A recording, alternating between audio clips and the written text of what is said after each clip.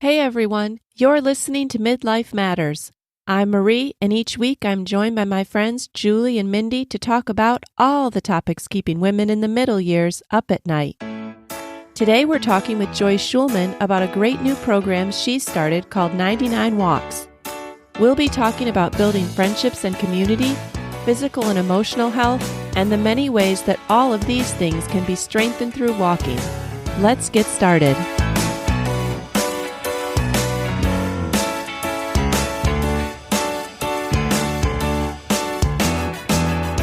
Hey, Mindy. Hey, Marie. How are ya? Good. Hey, Julie. Hey, Marie.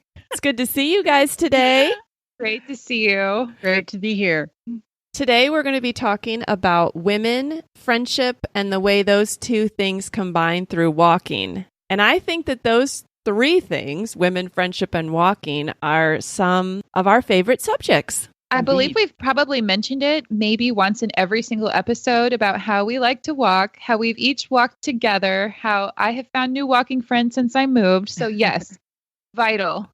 Yes, Definitely. Yes. And of course, one of the best parts about Midlife Matters is getting to connect with other women. And we have a new friend with us today. We have a guest, Joyce Shulman. She is the CEO of Macaroni Kid, an online digital publication that reaches more than 3 million moms across the nation each month. And her latest venture, 99 Walks, is what we're going to be talking about today. Joyce is seeking to start a movement, literally, to forge connections, build community, and encourage happiness through the simple act of walking together. Joyce, welcome to Midlife Matters. Thank you guys so much for having me. I'm thrilled to be here today with you. Yes, this is exciting. And I know that one of your passions is building community among women. But before we delve deeper into that, could you give our audience a brief overview of what Macaroni Kid is and how it got started? Absolutely. So Macaroni Kid publishes hyper-local, community-focused newsletters and websites featuring everything happening for kids and families in about 560 communities across the U.S. and a handful in Canada. Each of those local communities is managed by a local publisher. So we have feet on the ground and local connections in all of those communities. And we are about building and strengthening those local communities for families. That is cool. I think, what was the year that you started Macaroni Kid? We are currently in our 11th year. Okay. So I think I had read online, maybe it was around 2009 or 2008 or somewhere about in there. So I had to actually look up Macaroni Kid because by that point, my kids were getting older. But I think it is just the kind of thing I would have liked when my kids were younger. Basically, what I get from it is that I'm a young mom. I have kids. I want to find something to do in my community. I subscribe to this, and your local publishers put out what's going on, and it just comes right to my inbox. Exactly right. One of my favorite things to say is that we're answering the question, Mommy, what are we going to do today in 560 communities for 3 million moms? That's Wow. awesome. Yeah, I noticed in Tennessee, you are here in Franklin. We have a wonderful publisher in Franklin. She is just lovely and an incredible person. We do have young moms out there listening. So if you have not checked out Macaroni Kid, you definitely should, especially with summer coming up. That is the time I'm always looking for things to do with my kids. We also publish a monthly e-newsletter called Macaroni Kid Family Travel. That really does span families of all ages with great ideas for multi-generational travel, girlfriends, getaways, all kinds of different travel-focused content, too, that's not specific to a unique community. Just subscribed to that this morning. You did, Julie? Yeah. And Julie, I love to travel. I was going to say, Julie is our resident traveler here on Midlife Matters. She loves to travel, so I can definitely see. Julie, will you please plan a girlfriend getaway using that information? Yes. Yeah, and Julie, we could have a whole nother conversation about great trips for girlfriend getaways. That would be right. Yes. All right. After running Macaroni Kid for about 10 or so years, you've decided to branch out and start something new, 99 Walks. What is that and what gave you the idea for it? 99 Walks really is a movement. Our goal is to get 1 million moms moving. And the mission and the goal of it is pretty simple. It's about building community and getting moms walking together. What I have found from my own experience, and it sounds like you guys share a little bit of this, is when I walk with my girlfriends, we have these wonderful conversations that just span all kinds of topics. And I think you talk in a different way when you're walking together. And then you add to that, I'm a very busy, overcommitted mama bear. And when I walk with my friends, I check 3 boxes at one time. I'm out in nature, which is something really important to me. I'm connecting with my friends, and I'm getting exercise. So if I can do all those 3 things at once, that's a home run for me. So that's part of what drove the mission, is just my passion for walking with my friends. And then there are 2 pieces of research that we have uncovered, which I'm sure we can dig into a little bit deeper. But moms, especially young moms, moms are lonely. Mm-hmm. And we are facing a fitness and wellness crisis in this country. Yes. Both of those things are true. And I'm looking forward to talking more about them. Yeah, let's talk about the loneliness for a minute. What do you mean by this, and why do you think that's true? Like, why are moms lonely? After all, we're surrounded by kids all day. There are so many factors that play into that. Where to even start? I believe, and forgive me, you guys, I'm going to get a little bit up on my soapbox, but I believe that we were meant to live in community. I believe that we were meant to raise our kids with our grandmothers and our aunties and our sisters and our cousins and our community all around us. And as a culture, we've created this ideal that tells moms that they're supposed to be raising their kids at the end of a long driveway behind a white picket fence all by themselves, and they're supposed to be doing it perfectly. And that's insane. Yeah, it is. I think on the last podcast, I mentioned that Marie and I walk every week, and it's just an hour full of conversation. There's never any awkward silence. I think when you're walking, you're just looking ahead. You don't necessarily have to make eye contact. It's just easier. And I said, it's cheaper than counseling, that you find out that you're normal, and it gives you a chance to vent and be a listener too. So it is very good for my mental health. Back to the loneliness thing. Do you think there's a difference in stay-at-home mom loneliness and working mom loneliness? That's such an interesting question. It's something that we've looked at. So we have some new research, which I'll talk about if you guys would like. But on that specific question, what we've learned from moms who are working is that the perception is that they're more deeply connected and less lonely. But the reality is they have one foot at work and one foot at home all the time.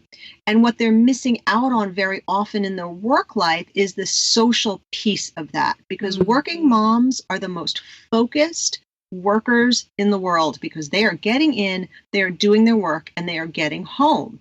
What that means is that they're not hanging out in the lunchroom having conversation. They're not going out for a glass of wine after work with their colleagues. They're not doing the chit chat and the social element of it that helps build that community. They really are, more often than not, in their zone, in their tunnel, doing their work, getting it done, and getting home. So even though it looks like they have this more robust community connection with their work life, the reality is that they feel lonely as well. They feel disconnected at work. And then the working moms have a perception that stay-at-home moms have these wonderful communities, and they're all hanging out together, and they're all going to the park together. So the working moms feel like they're missing out on that.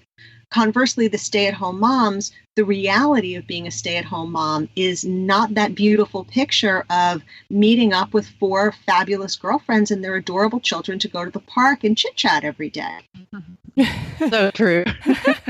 Yes, we had an episode with one of Julie's friends who's been a teacher for 30 years, Julie? Had Janet? Okay, so this was earlier this year. Janet Watson came on, and she was talking about that was one of the hardest things that she's had about working full-time all these years, is that she has fantasized or thought that about stay-at-home moms, that they're at home keeping their house perfect, they're all getting together, their kids are so well behaved. Like, just, I think when you work, you have this idealized view of the stay-at-home mom. And then I know myself, I often think, oh, well, maybe I wouldn't be feeling like this if I worked every day. Maybe I would have, these great connections at lunch or after work, like you were saying.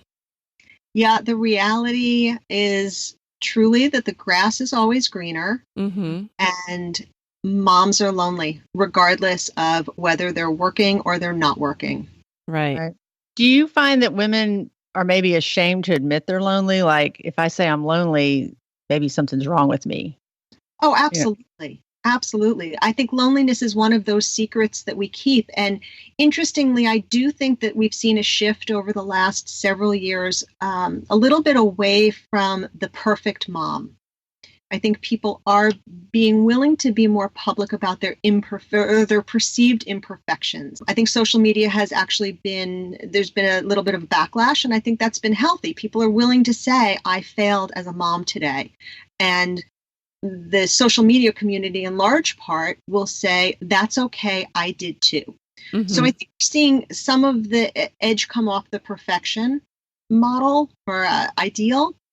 But nobody's willing to admit they're lonely. Right. Because to say I'm lonely, the implication almost is I'm not lovable and nobody likes me, which isn't true. It's just not true. But nobody wants to say I'm lonely. Who wants to say I'm lonely and I don't have any friends? It's a terrible thing to say and admit. Or to say you have friends and you're lonely, you know? Yeah, absolutely. Yeah. I think that what you said, Joyce, about, that we were meant to raise kids within a community. And so a lot of us don't live near family, but we still do end up creating some kind of personal community, whether it's ideal for us or not. But what has your personal community looked like for you over the years? Did you live near your family? What kinds of ways did you get that? I'll tell you a funny, not funny story about my parents. So when I graduated from law school, my parents picked up and moved from New York to Florida. Oh, okay. Raised in a pretty small town. My father was a teacher in our local town, so everybody knew my dad, and my mother was a dance teacher. So if they didn't have my dad as a coach, they had my mother as a dance teacher. Very small town living. And they picked up and moved to Florida. So fast forward about 10, 12 years, and I was expecting my first child. And my dad was out walking, talking to one of his neighbors, and his neighbor said, "Oh, congratulations, I hear Joyce is expecting. We have grandchildren up in New York, and it's great. We get to see them once or twice a year." My dad thought, that's not going to work for me. My parents sold their house. They downsized to a smaller house in Florida and bought a townhouse in the town that we lived in. Which is a long way of saying that family is everything for me. But conversely, I was raised with 5 girl cousins in this town that we grew up in. And my cousins are scattered all over the place, and I don't get to spend nearly enough time with them. I had lunch with one of them last week, and, those are the people who've known you forever. Right. Now, did you have siblings? Yep. I have a sister in California who I see very rarely, and I have a sister in New York City who I see more frequently, but not frequently enough. I would have everybody living on the same Right. If you don't have that, what were some of the ways that you saw yourself kind of develop that with other people? When your kids are in school, it's really helpful. You start to find parents whose kids are the same age, and if you're active about it or aggressive about it, you can build those communities, and that, support system and that network for yourself. But it's still, I don't think it's as robust for most people as it could be or as it ideally would be. Right. Mindy, I know you probably have some thoughts on this because you've moved all over with young kids and have never lived near family. Right. And it's not that we wanted to live far away from our family. It really is just kind of how it happened. But I do recall when I actually had my firstborn, Abby Ray, we lived in the same town as both my parents and my mother-in-law. Ironically enough, that was one of the loneliest times. Even though we were with family, I loved it, but I failed to reach out to other moms. I really thought that I could kind of do it on my own and I could, hang out with my mom or my mother-in-law.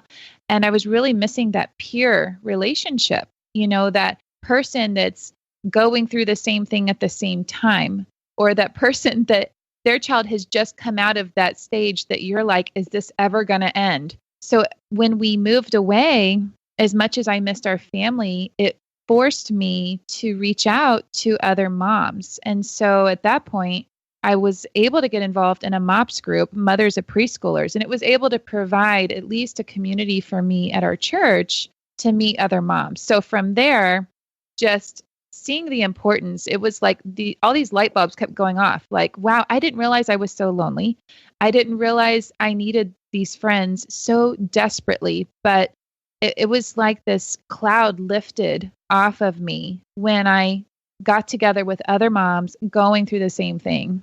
Mm-hmm. Yeah. And Mindy, if you go back to that place and you think about what the 4 following years would have been like had you not found that community, it's a dark place. It was very dark, and I really would not have been the mom that I was able to be at the time without having friends along the way saying, oh, that's totally normal. Oh, or, that's going to pass. Just wait. Like, you're so close to getting to that next stage, and it just was timely encouragement and laughter where I just was so anxious or fearful to learn how to let things kind of slide off my back a little bit easier. So now that my kids are all, I've got one still in elementary school, but all the way up to college age, I find myself in a different stage where we just moved again. I'm actually in Pennsylvania now and left all of our friends. And so I was desperately looking for friends, and ironically enough, just finally found those 2 close friends to go for walks with after classes at the YMCA. And it is just such a bright spot in my week because now my kids don't really want to talk to me all the time. So well, yeah, that's a different kind of loneliness. Your personal community, you really gain something when your kids are young, but then as your kids get older, it's almost kind of lonely in your own home sometimes. Like, you're busy doing, but your kids aren't necessarily. I was talking to Mindy yesterday and I said, ooh, I kind of start to dread the dinner hour. Like, it's my husband's traveling and I'm sitting down with 3 kids, twins that are in 9th grade and one that's in 10th grade. And honestly, they're not interested in dinner conversation. And if one of them dares to say something, the other 2 make fun of or attack. And it's like, oh, this is not fulfilling any kind of conversational need for me. So I think at all stages of life, women crave community and we have to seek it out. Women need other women. And I'm right there with you. My son is a high school senior heading off to college next year. And my daughter is in 8th grade. So I am right there with you. Yes. Yes. I don't want to turn the TV on during dinner, but I am tempted sometimes. I said I had to do that the other day. I was like, I'm just turning the TV on because at least we're all watching the same thing, right? But I was also thinking the times in my life where I've been more lonely and I've not had those good friends to meet with, I feel like it puts pressure even on my marriage in a way, because I might be looking for my husband to kind of be everything for me. And he can't. He's not a woman. He's not doing the things that I'm doing during the day. And so as much as I love spending time with him, he cannot fulfill the needs that I have. When it comes to women friendships. Friendships, yes. I've seen that in my own life, for sure. For sure. My husband and I, we're talkers, right? We talk a lot. And when I haven't gotten enough dose of walking with my girlfriends, which is where we have most of our conversations, because I'm just not a go out to dinner or go out for drinks, stay out late kind of girl. So it's all about being active and walking for me. It definitely puts stress on us because I want to talk about, not only do I want to talk about everything, but sometimes I want to talk about him. Right. Good point. That's right. It's actually good for me to talk about him with my girlfriends because then they can say, oh, well, that's nothing. Look at what my husband does. Oh, for sure. And he doesn't need to be there for any of that. No. All right, Joyce, I know that you feel passionate about the importance of moms taking care of themselves. And that's something that Julie, Mindy, and I also encourage our listeners to do. Tell us about what you call the plight of the martyr mom.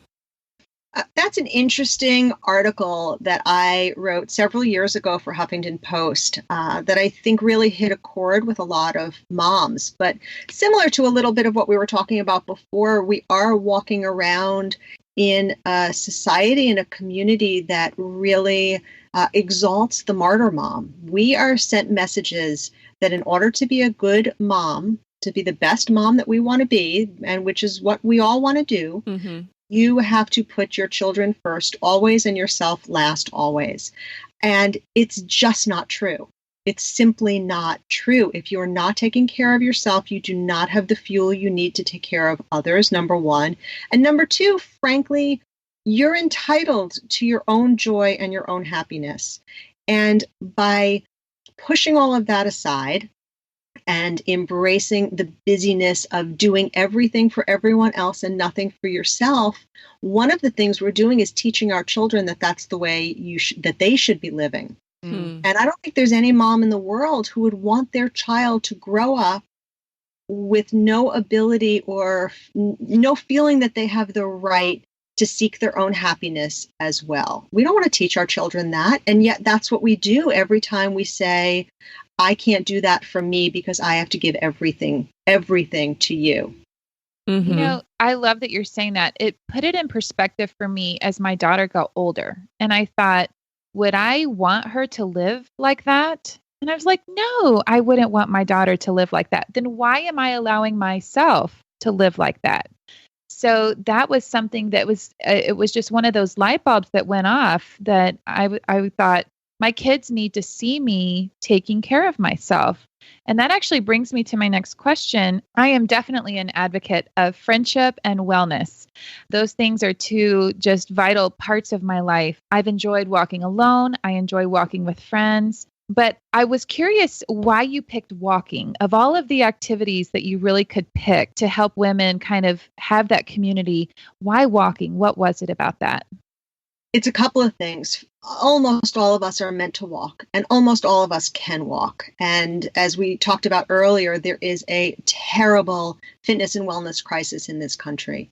But despite the exorbitant incidence of obesity and the terrifying rise in obesity, most people, regardless of their weight, most people can get out and walk, whether it's half a mile or a mile, and half a mile becomes a mile. So it's something that's accessible, that doesn't leave out groups of moms. That's number one. Number two, in my personal experience and from the research I've done, it's one of the best places for women to have conversation. As we were saying earlier, when you're walking shoulder to shoulder, particularly when you're walking outside in nature, the conversation flows across all kinds of subjects. Everything from the mundane, what you're doing today, to the big pictures of why we're here, to faith, to everything. Somehow, being outside in nature, a couple of women walking together, they will cover everything. Oh, it's true. So Joyce, it's so funny because my litmus test for walking with friends came when I realized that whenever I tried to go to lunch with a friend during the day, I felt exhausted when we were done.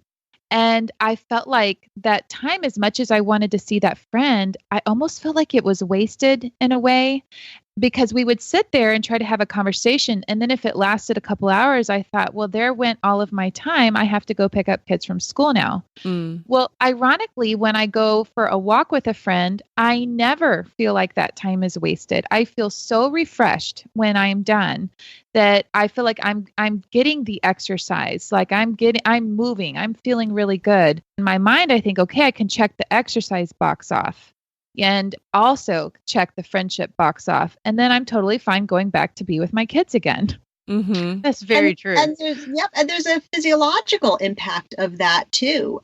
People often think I'm too tired to exercise, when exactly what you need to recharge your batteries is exercise. So just as a follow-up question to that, I know that you believe also that many women are suffering from a health and wellness crisis. So could you tell us a little more about what your research has shown? Sure. So I've believed in my work with women and predominantly with moms over the last decade or so with Macaroni Kid. I've believed on a gut level that there is this desperate need for community.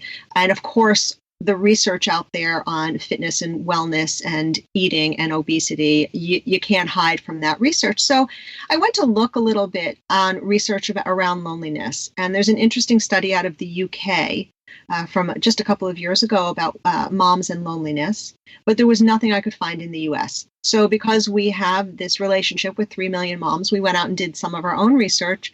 And while it didn't surprise me, nevertheless, to see the numbers in black and white is kind of staggering. So 72% of the moms who we surveyed admit that they're lonely.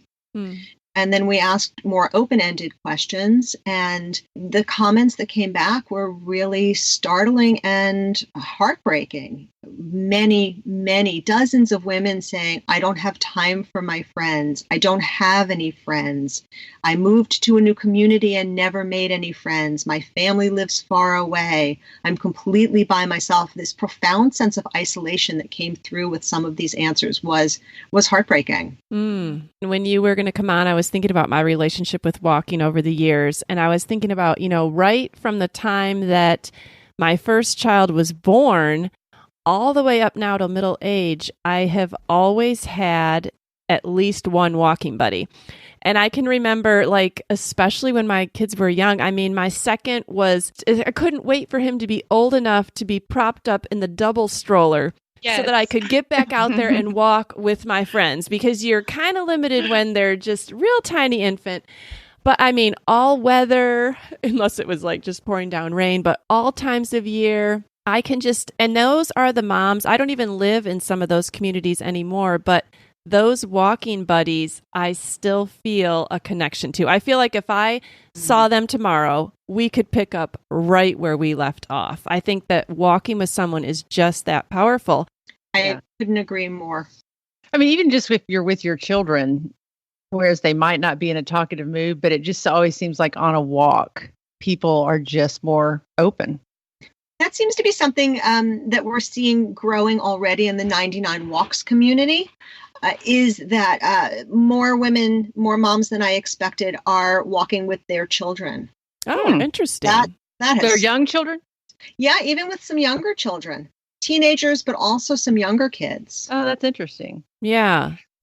Well, Joyce, tell us a little bit about how 99 Walks works. How do you sign up? If you don't have anybody to walk with, do you provide groups of women to walk with, or? Yeah. Yep. So 99 Walks, your listeners can find us at 99walks.fit.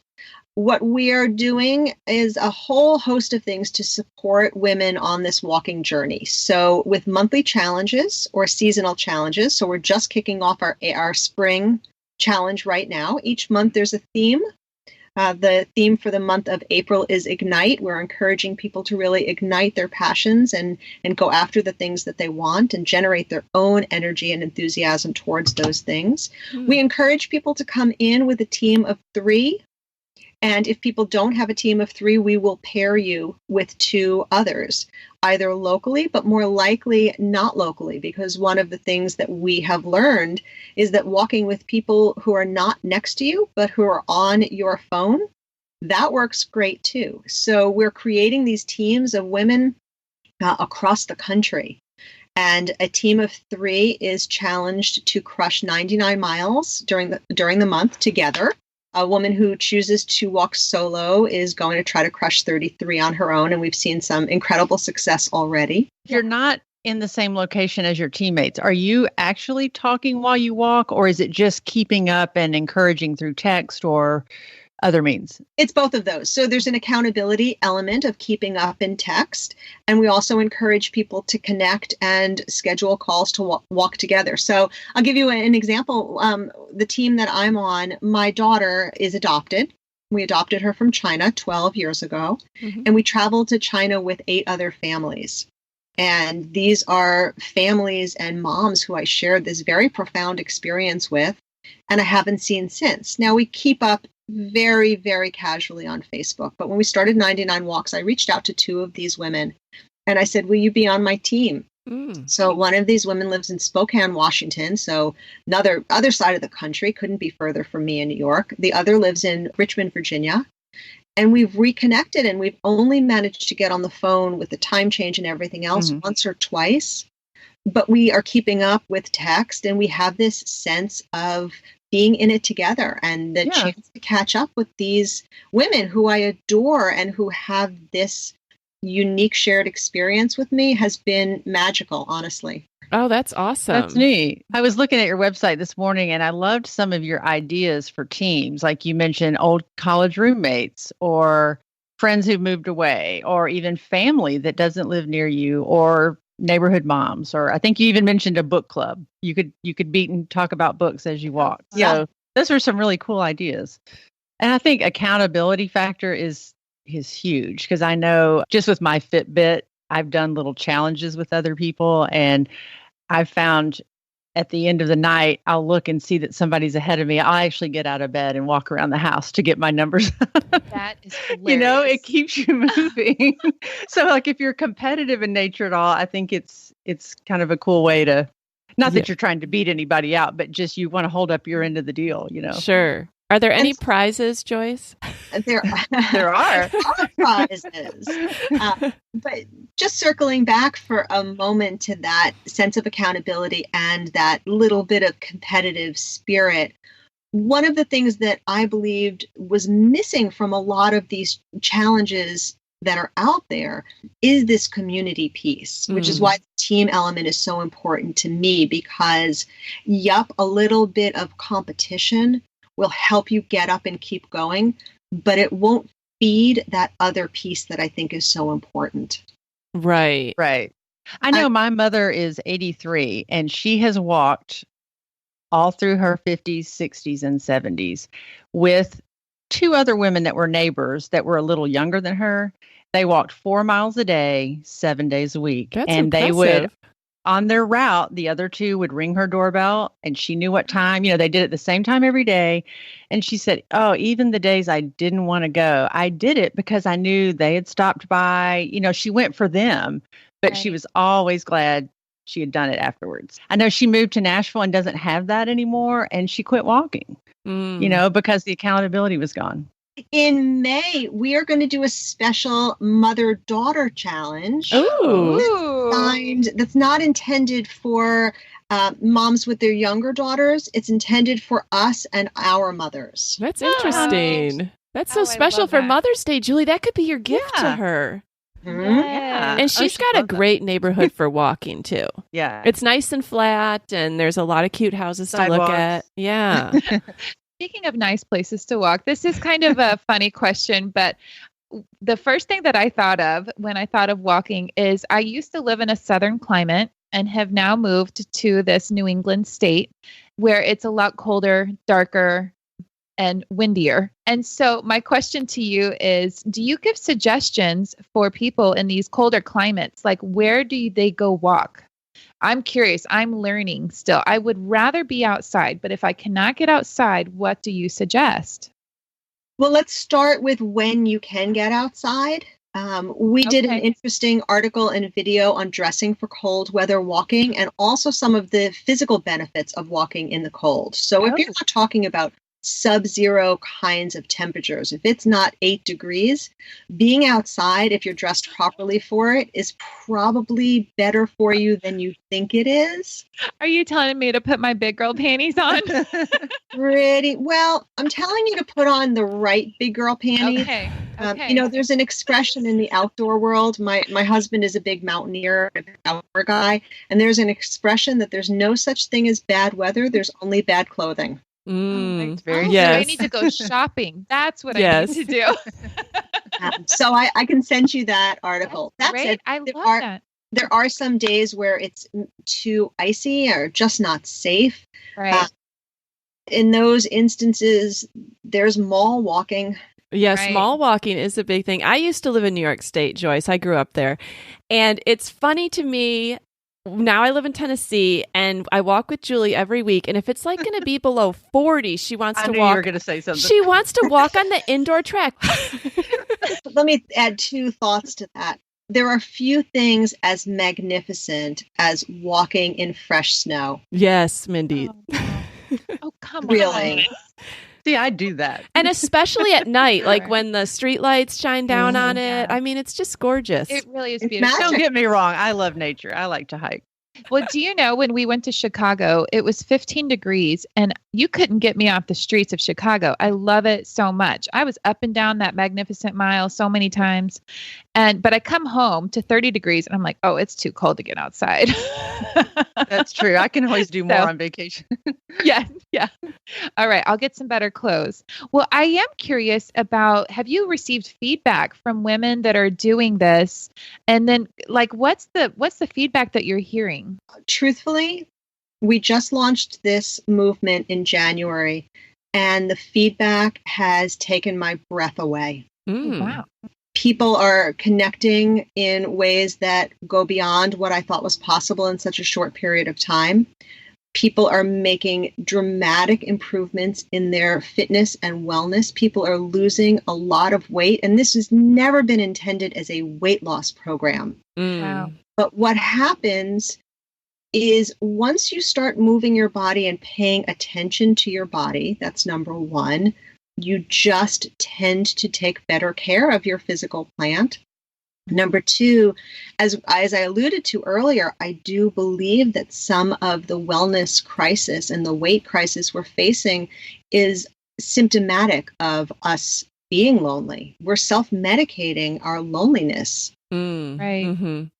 So I think all of these things are fueling that. So we've heard incredible stories of people really using this as the kickoff they needed to start getting better. We just this week launched walking classes, which are incredibly fun. I encourage you guys to go to the site. They're available right now to everybody. Ultimately, they may be available just to our members come summer, but right now, as we're figuring it out, and there are 30-minute walking classes, which are people are absolutely loving them. Describe what you would do in a walking class. So they're 30 minutes. They start at a relatively slow pace. There's music to really get you going. And I lead our members through a 30-minute walk with a little bit of stretching, a fair bit of mindfulness, a little bit of paying attention to what's around you and what you're doing and what your body is doing. And then usually I'll throw in a few squats and lunges or things to be sure that you're waking up all those muscles and learning where they are and what they want to do. Right. What would you say to somebody who maybe walks a little and they start to have some aches and pains? Before you start anything, if any kind of physical activity is something that you're not accustomed to, you always should talk to a doctor and make sure this is something working for you. Walking is something that as human beings, we are generally built to do and to handle. It's not high impact. It's not tremendous risk, but nevertheless, if you're somebody who's very, very sedentary or walking is causing you some kinds of weird problems, that's absolutely worth having a doctor look at and give you an A-OK. You say 30 minutes and then you encourage people to do that how many times a week? Everybody's different. Okay. Everybody's different. What works for me doesn't necessarily work for you, doesn't necessarily work for Julie. There's no prescribed. As I said, this is not a fitness plan. This is not a weight loss plan. This is that's right. Start getting your heart and your soul and your body better every day. Yes. And I do that by committing to walking with your girlfriends in whatever way works for you. Right. So you don't focus much on the pace necessarily. It's just whatever pace. So what I'll say in the classes is walk at your customary walking pace. Now add to that. And don't say walk at this pace that I am defining for you. Does that make sense? Yeah, that's interesting. I find it kind of ironic, especially given what Mindy had talked about with the cold weather, that you launched in January, because it totally goes along with those people that want to start out on a new fitness program. But it's also the people that don't want to be out in the cold. So I'll be interested to see how people respond as the weather gets warmer. It was a little bit deliberate, starting something new. We actually wanted to start slowly. The first month, we limited the membership to 99 people. Okay. I wanted to be sure that we could really take care of each of our members and deliver an experience that was great for them. starting in January was great because I didn't want 3,000 people in January. Desperately Right. not want 3,000. Right. Right. Oh, well, that's interesting. If people wanted to sign up for 99 Walks, what is the membership? So one thing that started to come up, but we didn't really talk about it, is our wearable inspiration. Somebody asked if you crush your goals, is there a prize involved? So oh, yes. Every month we have a different piece of wearable inspiration inscribed with that month's theme. So for the next 3 months, it's a collection of bracelets. Okay. This month is Ignite. And then if you crush the entire spring challenge, there's a fourth kind of bonus bracelet.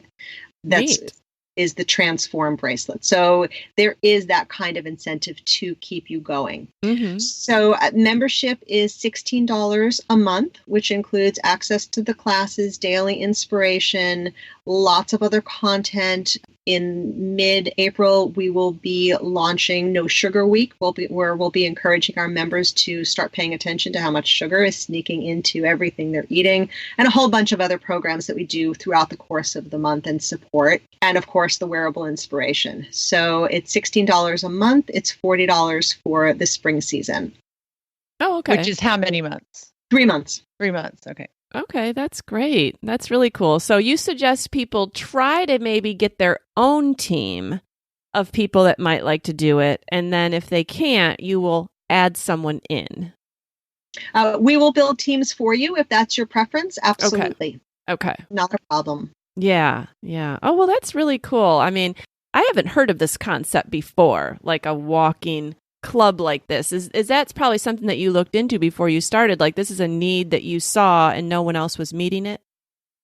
Nobody else is meeting it in the way that we're meeting it. There are, as we talked about, there are a lot of challenges out there. You can sign on for all kinds of different challenges. Mm-hmm.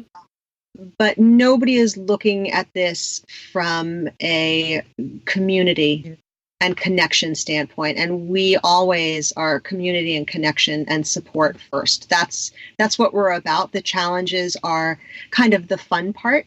Mm-hmm. But Right. the mission is getting people moving together. Yeah, I love how you've paired the two, the fitness Yeah. and the community. Yeah, that's really cool. Don't you think they're so interrelated? They are. Definitely. Yeah.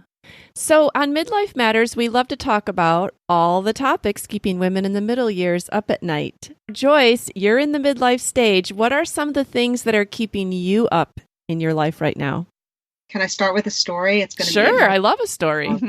So when I was in law school a long time ago, Uh-huh.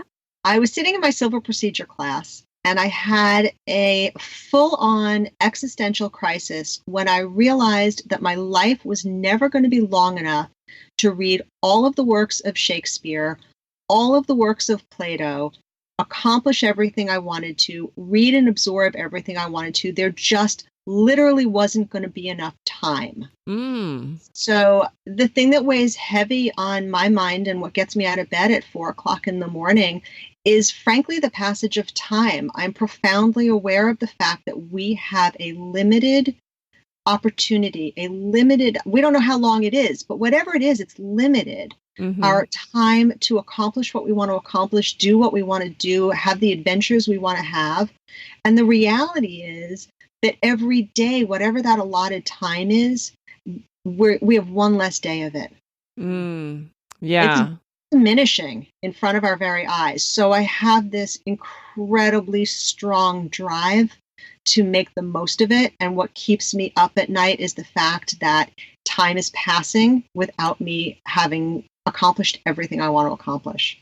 Yes. You asked. No, that's true. Julie and Mindy, can you relate to that?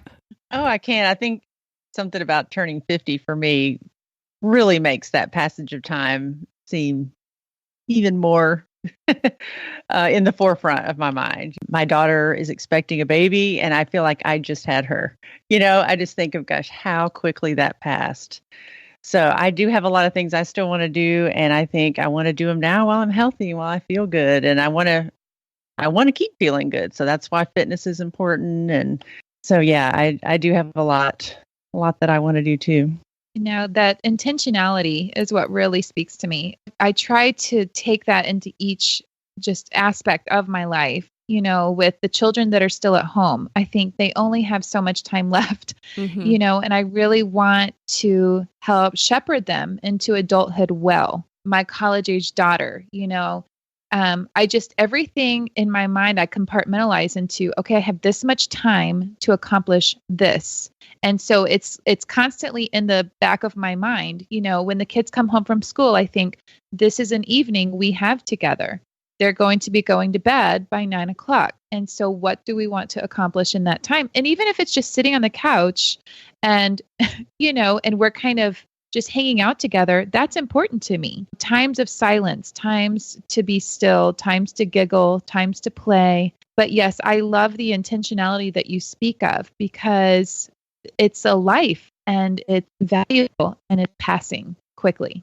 Yes. I can remember when my firstborn was maybe only a day or two, and I remember crying because 2 days of her first year were already gone. It's like, I don't know if it's like Mindy's scoffing at that, but seriously, I think it's when we become mothers, we really start to notice the passage of time. I don't know that I really noticed the passage of time as much before that. Or maybe I even wish that it would pass faster because I wanted to get to certain stages. But now I want to slow time down so that, you said, Joyce, I can appreciate the stages that I'm going through and also so that I have time to accomplish the things that I wanted to accomplish. So we can all relate to what you said on that. I was crying, Marie, when Abby was 2 days old, but it was not because she had already grown up. I wanted sleep. That's why I was laughing.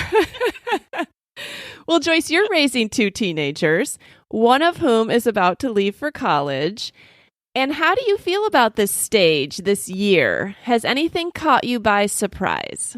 What's caught me by surprise truly is my personal emotional roller coaster around this stage, because I literally vacillate between looking at this grown man who now lives in my house with such a profound sense of pride in the person that he is and such a confidence in the person that he is that I know he can go out in the world and make a contribution and take care of himself.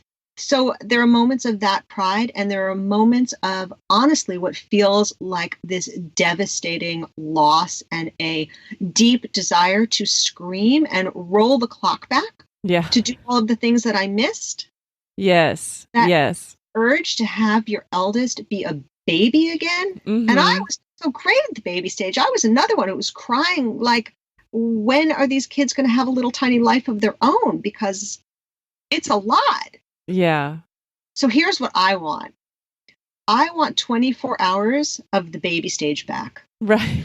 But know that it's only 24. Only in 24 advance. hours. I think that's what grandkids are for. I know. I think so. Wouldn't you could blink your eyes. And if you told this to yourself when you were in that stage, you would have said, you're crazy. But right now, if you could take your eldest and bring them back to baby for 24 hours, wouldn't that be the greatest gift? Yes. Yeah. Yes. Older moms, I remember when Abby Ray was a newborn and they were like, oh, just enjoy it. It just goes by so fast. And I thought, you are lying to me.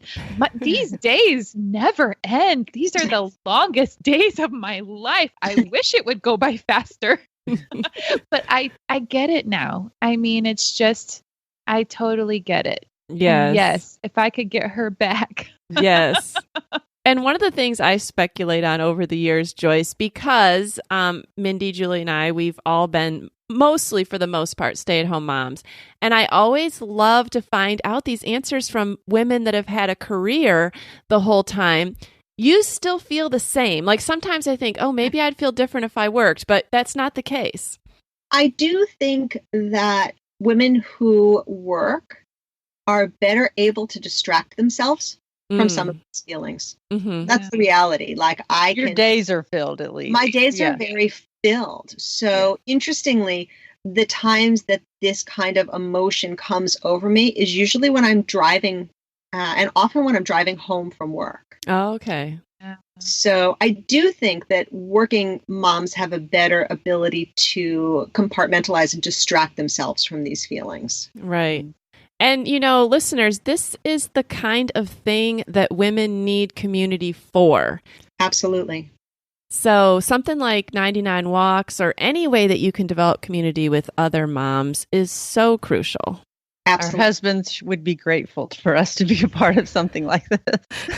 Because I think that they can't relate. And sometimes I don't even think they can handle it. They're just not equipped to communicate about certain things on the same level. Because there's some things I struggle with that John just doesn't get. But I can talk to any woman and she gets it immediately. And he just doesn't get it.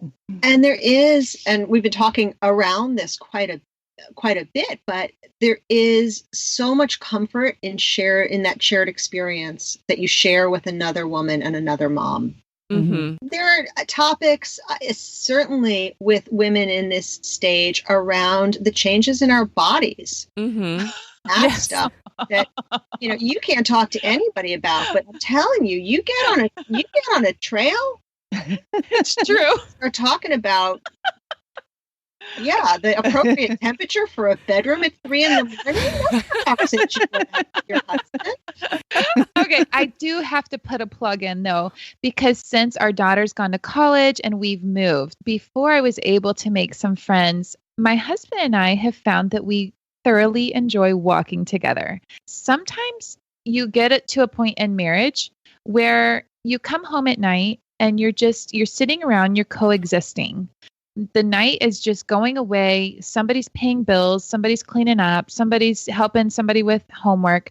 But my husband and I have made a commitment to go for a walk together in the evenings. This has given our marriage such a boost of joy. We are able to talk about things that we wouldn't really talk about at home in front of the kids.